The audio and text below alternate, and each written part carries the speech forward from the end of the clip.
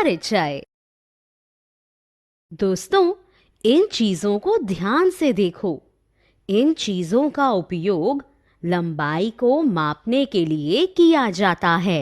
हम अपनी ऊंचाई को भी माप सकते हैं। हम धागा, पेंसिल और मेज जैसी चीजों की लंबाई को माप सकते हैं। तो दोस्तों, आओ हम माप के बारे में और अधिक जानें। उद्देश्य। इस पाठ के अंत में आप निम्नलिखित को समझने में सक्षम होंगे।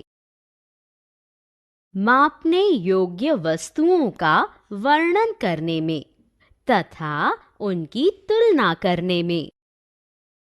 एक निर्दिष्ट वस्तु की तुलना में अधिक लंबी व छोटी वस्तुओं की जांच करने में। वस्तुओं की लंबाई की तुलना करने में तथा इन लंबाइयों के बीच अंतर करने में। माप। किसी वस्तु को मापने की क्रिया को मापन कहते हैं। हम समय, भार, ऊंचाई, तापमान, लंबाई, गति व अन्य को माप सकते हैं। यदि हमारे पास माप नहीं है तो यह जानना बहुत कठिन होगा कि हमें स्कूल कब जाना है, आपका वजन कितना है अथवा बाहर मौसम कितना ठंडा या गर्म है। जब हमें यह पता हो कि चीजों को कैसे मापना है तो जीवन बहुत सरल हो जाता है और यही कारण है कि माप इतना महत्वपूर्ण है। मापन इकाई। मानक और गैर मानक इकाई। मानक इकाई से आशय किसी विशिष्ट वस्तु को मापने के लिए उपयोग की जाने वाली सामान्य इकाई से है। एक दूसरे को समझने के लिए हमें एक आम भाषा बोलने की आवश्यकता है।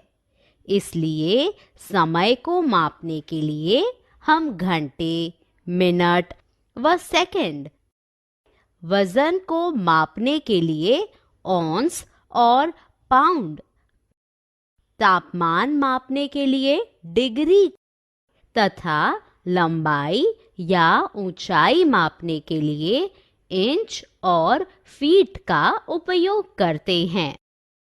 गैर मानक इकाइयों से आशय यादृच्छिक वस्तुओं से हैं जिनका उपयोग लोग मापन के लिए करते हैं। उदाहरण, मैं अपनी नोटबुक को मापने के लिए पेपर क्लिप का अथवा अपने भाई की ऊंचाई को मापने के लिए धागे का उपयोग कर सकता हूँ। किसी वस्तु का भार जानने के लिए मैं अपने हाथों का उपयोग कर सकता हूँ और अपने दोस्त की बाजू का माप लेने के लिए मैं अपनी उंगलियों का उपयोग कर सकता हूँ।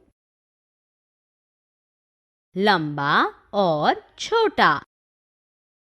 विभिन्न वस्तुओं व चित्रों की प्रत्यक्ष तुलना के माध्यम से हम यह निर्धारित कर सकते हैं कि कौन सी वस्तु ऊंची, छोटी या लंबी है और कौन से वस्तु सबसे अधिक ऊंची, छोटी या लंबी है।